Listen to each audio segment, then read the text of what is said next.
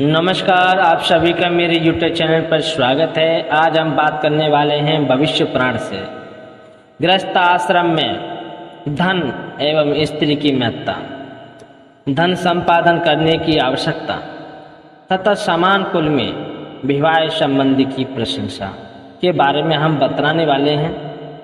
राजा शतानिक ने सुमंत मुनि से पूछा, भगवान, स्त्रियों के लक्षणों को तो मैंने सुना है, अब उनके सदाचार को भी मैं सुनना चाहता हूँ, उसे आप बतलाने की कृपा करें। तो सुमंत मुनि बोले, महाबाहु शतानिक, ब्रह्मा जी ने ऋषियों को स्त्रियों के सद्विचार सदाचार के बारे में बतलाए, उन्हें मैं आपको सुनाता हूँ, तो आप ध्यान पूर्वक सुने। जब ऋषियों ने स्त्रियों के सदाचार के विषय में ब्रह्मा जी से प्रश्न किया, तब ब्रह्मा जी कहने लगे, मुनीश्वर, सर्वप्रथम गृहस्थ आश्रम में प्रवेश करने वाला व्यक्ति यथाविधि विद्या अध्ययन करके सत्कर्मों द्वारा धन का उपार्जन करे, तदंतर सुंदर लक्षणों से युक्त और सुशील कन्या के शास्त्रोक्त विधि से विवाह करे। धन के बिना गृहस्थ आश्रम केवल विडंबना है, इसीलिए धन संपादन करने के अनंतर ही गृहस्थ आश्रम में प्रवेश करना चाहिए। मनुष्य के लिए घोर नरक की यातना सहनी अच्छी, किंतु घर में श्रद्धा से तड़पते हुए स्त्री पुत्रों को देखना अच्छा नहीं है। फटे और मैले कुचले वस्त्र पहने अति दीन और भूखे स्त्री पुत्रों को देखकर जिनका हृदय विदृढ़ नहीं हुआ, वे वज्र के समान अति कठोर है, उनके जीवन को धिक्कार है, उनके लिए तो मृत्यु ही परम उत्सव, अर्थात ऐसे पुरुष को मर जाना ही श्रेष्ठ है। अतः स्त्री ग्रहण करने वाले अर्थहीन पुरुष के त्रिवर्ग होता है, धर्म अर्थ काम की सिद्धि कहाँ संभव है। वह स्त्री सुख न प्राप्त कर यातना भोगता है, जैसे स्त्री के बिना गृहस्थ आश्रम नहीं हो सकता, उसी प्रकार धन विहीन व्यक्तियों को भी गृहस्थ बनने का अधिकार नहीं है। कुछ लोग संतान को ही त्रिवर्ग का साधन मानते हैं, अर्थात संतान से ही धर्म अर्थ और काम की प्राप्ति होती है, ऐसा समझते। परंतु नीति विशारदों का ये अभिमत है कि धन और उत्तम स्त्री ये दोनों त्रिवर्ग साधन के हेतु हैं। धर्म भी दो प्रकार का कहा गया है, इष्ट धर्म और पूर्त धर्म। यज्ञ आदि करना इष्ट धर्म है और वापी कूप तालाब आदि बनवाना पूर्त धर्म है। ये दोनों धन से ही संपन्न होते हैं। दरिद्र के बंधु भी उससे लज्जा करते हैं और धनाढ़ के अनेक बंधु हो जाते हैं। धन ही त्रिवर्ग का मूल है। धनवान में विद्या कुल शील अनेक उत्तम गुण आ जाते हैं और निर्धनों में विद्यमान होते हुए भी ये गुण नष्ट हो जाते हैं। शास्त्र शिल्प कला और अन्य भी जितने कर्म हैं, उन सब का यथा धर्म का साधन भी धन ही है। उन सब का तथा धर्म का साधन भी धन ही है। धन के बिना पुरुष का जन्म अजागल स्तवन व्यर्थ है। पूर्व जन्म में किए गए पुण्यों से ही इस जन्म में प्रभुत्व धन की प्राप्ति होती है और धन से पुण्य होता है। इसीलिए धन और पुण्यों का अन्योन्याश्रय संबंध है, अर्थात ये एक दूसरे के कारक हैं।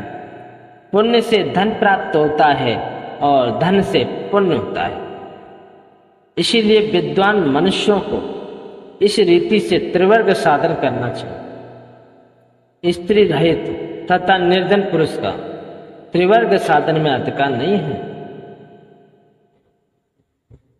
अतः भार्या ग्रहण से पूर्व उत्तम रीति से अर्थार्जन अवश्य कर लेना चाहिए। न्यायोपार्जित धन की प्राप्ति होने पर दार परिक्रय करना चाहिए। अपने कुल के अनुरूप धन क्रिया आदि से प्रसिद्ध, आनंदित, सुंदर तथा धर्म की साधन होता कन्या को प्राप्त करनी चाहिए। जब तक विवाह नहीं होता तब तक पुरुष अर्ध शरीर ही होता है। इसलिए यथाक्रम उचित अवसर प्राप्त हो जाने पर विवाह कर लेना चाहिए।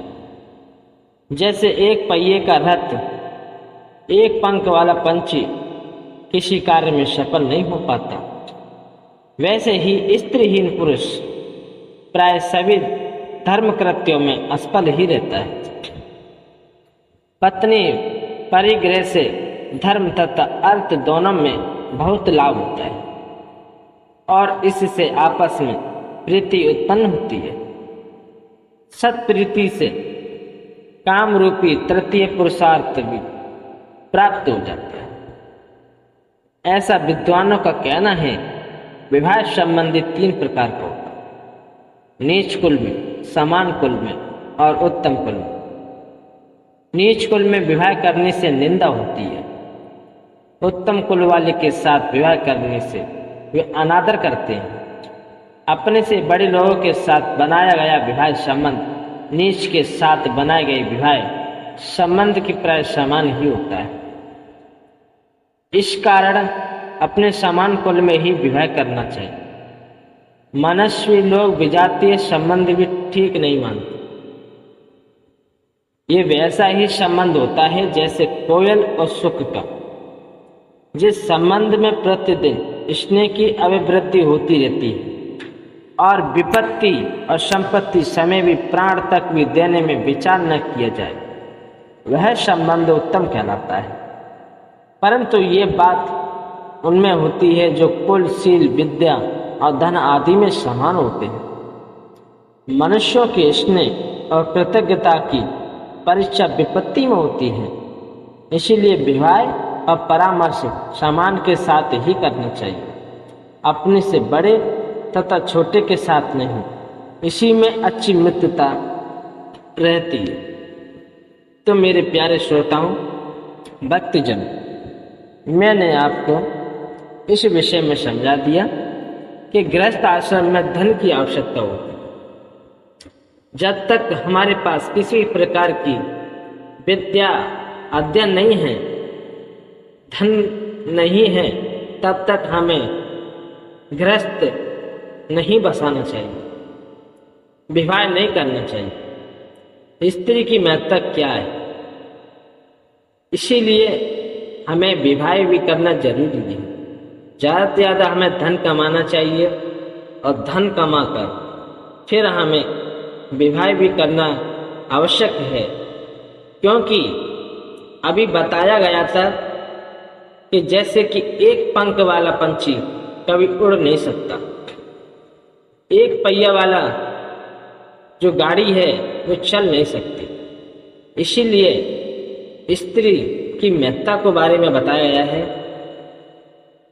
स्त्री की महत्ता के बारे में आप समझ चुके हैं, इसीलिए विवाह करना भी जरूरी है। इसमें सब प्रकार से आपको ज्ञान की बढ़ोतरी और तुम सब चीजों से, सब मार्गों से निकलते हुए परमात्मा की तरफ मुड़ जाना चाहिए। ईश्वर की तरफ हमारा मन उन्हीं के चरणों में लगना चाहिए, तभी हम इस जन्म और मरण से बाहर निकल सकते हैं। तो मेरे प्यारे श्रोताओं, भक्तजनों, मेरी आशा है आपसे कि ये वीडियो अच्छी लगी होगी। कमेंट बॉक्स में जय श्री कृष्ण, जय श्री राम अवश्य